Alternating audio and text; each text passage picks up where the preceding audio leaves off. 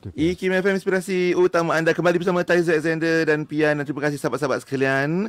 Dan mari kita menjadi rakyat Malaysia yang bertanggungjawab. Hari ini betul. segmen kita dibawakan oleh LHDN, Lembaga Hasil Dalam Negeri, yang mana ada pendidikan cukai LHDN untuk tingkatkan kesedaran dan pematuhan, Taizo. Ya, kita bersama dengan pengarah Seksyen Bahagian Pendidikan Cukai LHDN ni, Encik Syahrul Azamir bin Sarjuni. Ya, Assalamualaikum Encik Syahrul. Apa khabar kita?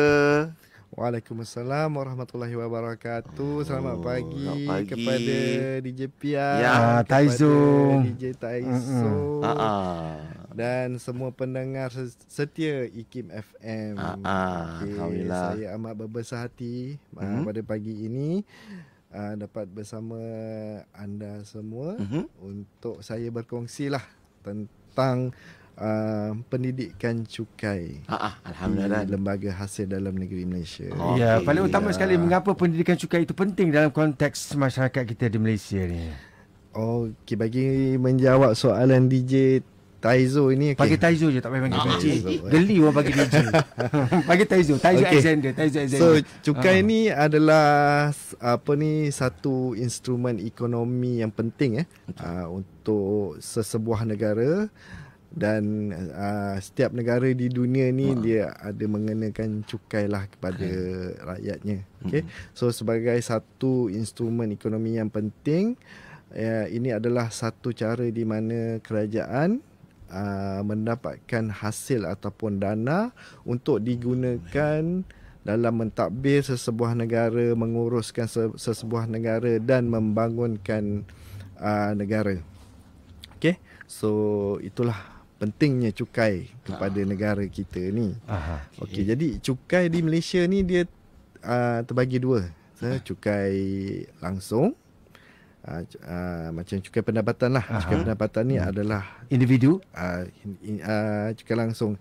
So dia ada cukai individu dan juga selain individu. Selain individu ni macam syarikat, koperasi, macam itulah. Okey, dan ada juga cukai tak langsung. Cukai tak langsung ni macam cukai jualan. Okey, cukai tak langsung ni kita tak bayar kepada kerajaan direct. Okey, kita bayar masa macam kita beli barangan tu kan. So cukai langsung ni kita bayar direct kepada LHDN. So LHDN yang kutip. Sebagai contoh, cukai langsung tak langsung tu. Okey, cukai langsung macam saya cakap tadi lah, cukai pendapatan kita. Okey. Macam kalau individu yang bekerja, okey, PCB dia tu kan, gaji tu yang berniaga kena bayar cukai. Kalau cukai tak langsung, okey, kita ada SST kan. Itu cukai tak langsung. So kita tak ada GST dah sekarang. Dah tak ada. SST ada. Jadi cukai langsung ni dikutip oleh Lembaga Hasil Dalam Negeri Malaysia. Dan sekarang ni kalau ikutkan Cik Syahrul kan, pendapatan tu pun datang dalam pelbagai bentuk dah.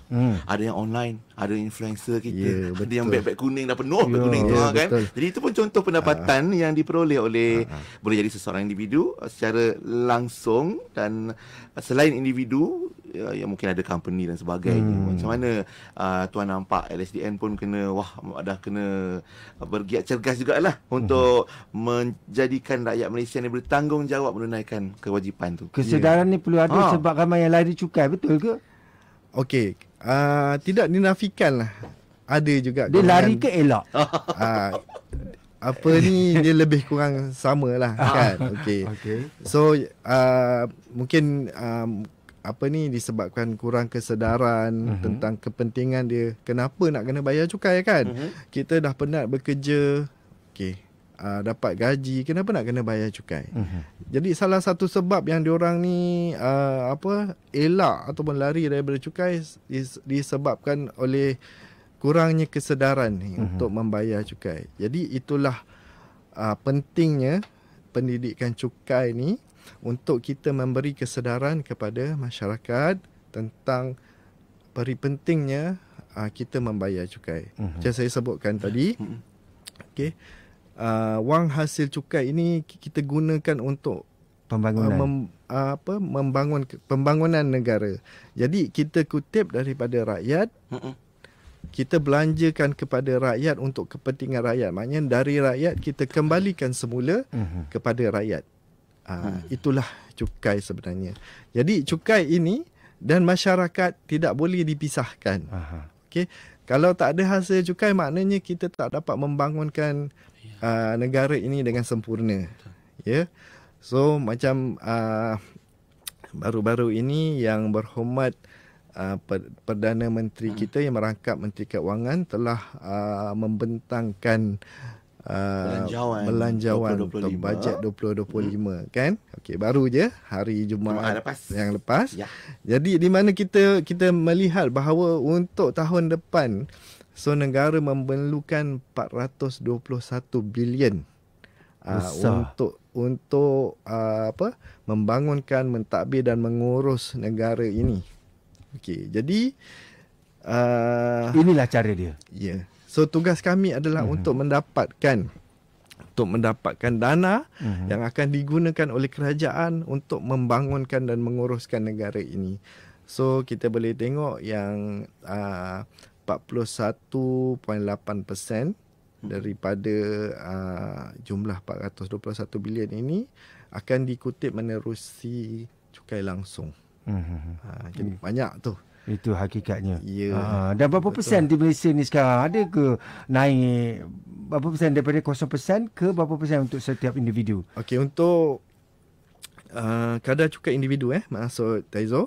Okey, kita bermula daripada 0% lah. Okey, kadar cukai individu kita untuk Pemasdatin bermula daripada 0, kemudian 1 dan sehingga yang paling maksimum adalah 30%. Setelah ditolak perbelanjaan, pendapatan kan. Perbelanjaan ni ada pelbagai perkara kan. Tolak mak bapak, tolak anak-anak sekolah. Ya, betul. Itu kita panggil pelepasan. Pelepasan lah. Pelepasan cukai tu. Tapi ada declare tu dalam dia panggil apa, sistem tu kan. Dia ada declare tu, dia declare paling tinggi maksimum kata dia. Okey, kalau semakin tinggi kita punya pendapatan, maka kadar cukai yang dikenakan adalah lagi tinggilah. Jadi untuk berlaku adil, so yang pendapatan yang golongan yang pendapatan dia masih rendah, jadi kadar cukai dia rendah. Rendahlah kan. Kalau tak capai boleh 0% lah. Ya, kalau menepati keperluan. So kita akan cukai apabila pendapatan tu dah layak dikenakan cukai. So, jadi tiap-tiap tahun kena declare lah kan. Kena isi borang tu. Ya, betul. Itu sebagai tanggungjawab kita lah, rakyat Malaysia. Macam mana nak berikan kesedaran tu bagi pihak tuan? Okey. So lembaga hasil dalam negeri ataupun sekarang ni kita lebih senang, lebih ringkas dikenali sebagai hasil kan. Okey. So kita ada melalui strategi AES. Okay. AES ni adalah awareness. Bukan yang ambil gambar tertangkap di jalan tu. bukan itu, bukan kamera perangkap laju yang JPJ tu. Bukan, tak sama. AES, apa AES tu? Awareness. Okey. So dalam kalau Englishnya, bahasa Inggerisnya adalah awareness, education and services. Bahasa Melayunya kesedaran, pendidikan dan perkhidmatan. So melalui strategi AES ni lah kita cuba untuk meningkatkan kadar permatuhan cukai di Malaysia lah. Okey. So untuk awareness dan education ni, kita ada merangka strategi-strategi macam mana kita nak mendidik masyarakat untuk faham akan tanggungjawab mereka. Ini seawal umur berapa kita nak didik ni? Dari sekolah rendah. Itu soalan yang baik itu. Okey. So jadi pendidikan cukai kita sasarkan kepada 3 golongan ataupun 3 kumpulan sasaran. Okey, yang pertamanya adalah golongan bakal pembayar cukai. Okey, bakal pembayar cukai ni dia belum jadi pembayar cukai, belum ada income lagi, tak ada income lagi. Contohnya macam yang Taizo cakap tadi, pelajar-pelajar sekolah. Pelajar-pelajar sekolah menengah ke rendah tu? Kita start daripada, actually kita nak start daripada lagi awal lagi. Kecil lagi. Kecil lagi di peringkat prasekolah lagi. Prasekolah. Awal betul. Ya. So macam mana? So takkanlah kita nak ajar dia orang kira cukai awal-awal ni kan. Tapi kita ada kesedaran untuk setiap golongan peringkat ni, kumpulan sasaran ni, kita ada strategi. Okey, macam kata yang golongan yang prasekolah dan sekolah menengah ni, kita buatkan komik manfaat cukai. Secara tak langsung. So kita nak tahu yang kita membuka minda mereka sejak di peringkat awal lagi tentang kepentingan cukai, tapi bukan secara direct. Kita nak dia ada satu rasa tanggungjawab, rasa sayang kepada negara kita ni. Itu dalam bentuk komik dalam bentuk siapakah komik. superhero ni? Kejap lagi kita sambung nantikan siapa superhero tu Jangan ke mana-mana sebab kita ada bulan pendidikan cukai sepanjang Oktober ni Cik Syahrul. Itu yang kita nak hebah-hebahkan pada masyarakat supaya cakna dan sedar tentang kepentingan kita dalam meningkatkan kesedaran dan pematuhan dalam pembayaran cukai bersama LHDN di IKIM FM. IKIM FM, inspirasi utama anda. Kembali bersama Taizu, Azana dan Pian dan sahabat-sahabat kita. Mari kita dengarkan perkongsian. Sepanjang Oktober ini kita ada Tax Edu Month ataupun bulan pendidikan cukai yang dibawakan oleh LHDN. Dan tamu kita hari ini Cik Syahrul Azamir Sarjuni, maafkan saya, pengarah seksyen bahagian pendidikan cukai Jabatan Khidmat Korporat LHDN bersama kita pagi ni. Tadi ada komik untuk didik anak-anak kecil lagi dah tahu tanggungjawab menunaikan cukai. Bila ada komik ni biasanya ada superhero dalam tu. Siapa? Pian ke gambaran dia? Jangan. Penuh komik tu nanti muka saya. Macam mana Cik Syahrul? So komik kita tak ada superhero. Okey. Kita watak-watak di dalam komik tu adalah watak-watak biasa je untuk menggambarkan kehidupan biasa.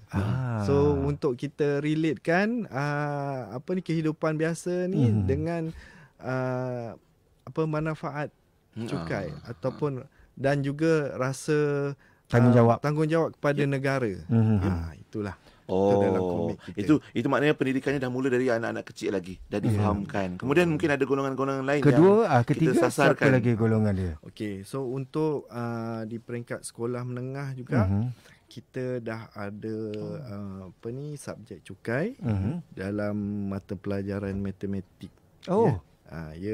So yang itu bila dia bertambah umur tu kita dah ajar slowly kita ajarlah. Dan juga kita ada program dengan pelajar-pelajar universiti juga.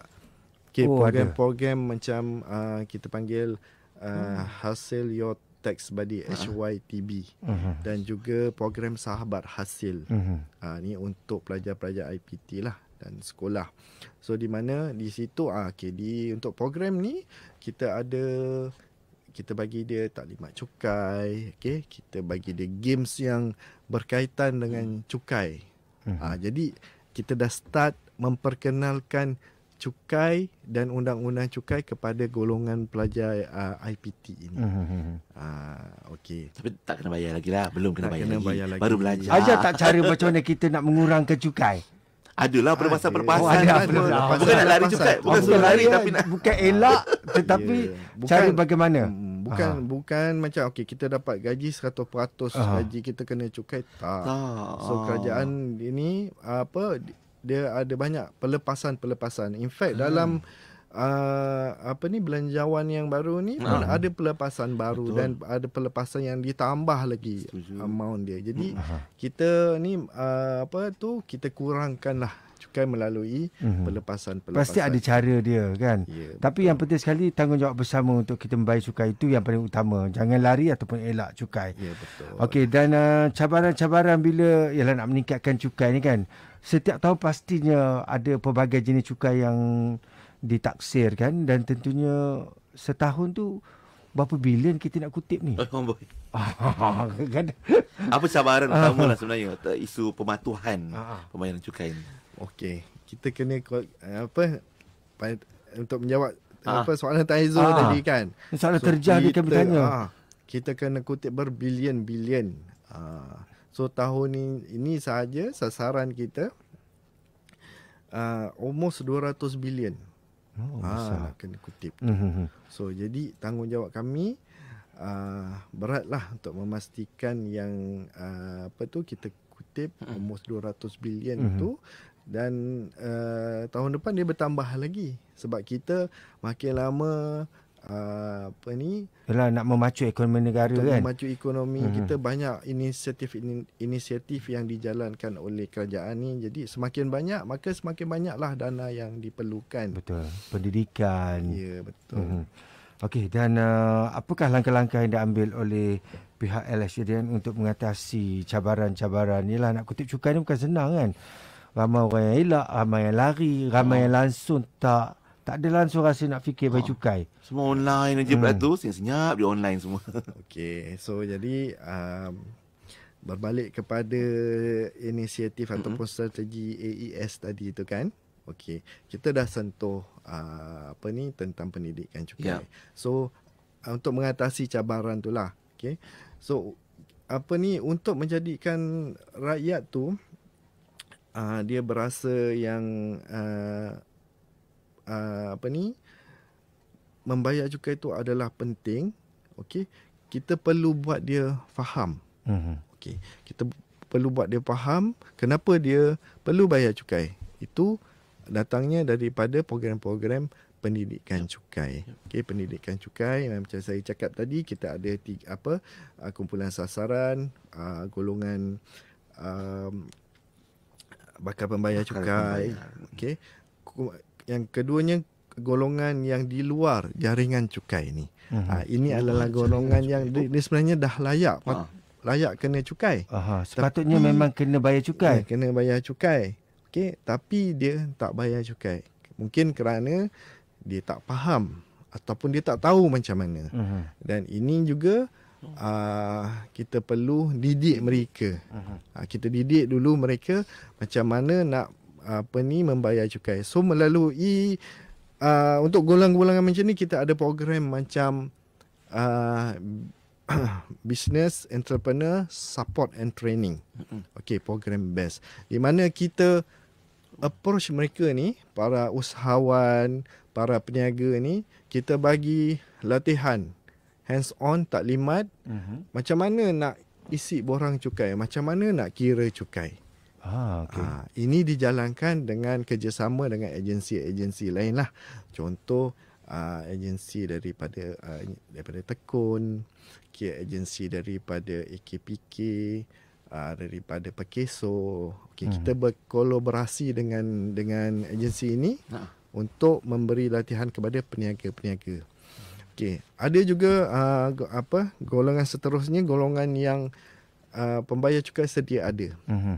Pembayar cukai sedia ada ni dia dah patuh dah, tapi dia nak extra input. So itu kita beri pendidikan cukai melalui seminar-seminar. Dan saya nak bagi tahu jugalah yang kita ada seminar percukaian kebangsaan pada 23 hari bulan ni. Di mana tu? Di Berjaya Times Square. Berjaya Times Square. Untuk siapa kumpulan sasar yang kita kumpulan nak hadir? Kumpulan sasar kita open kepada yang berminat. So dalam seminar ini kita membentangkan topik-topik tentang belanjawan yang baru ni.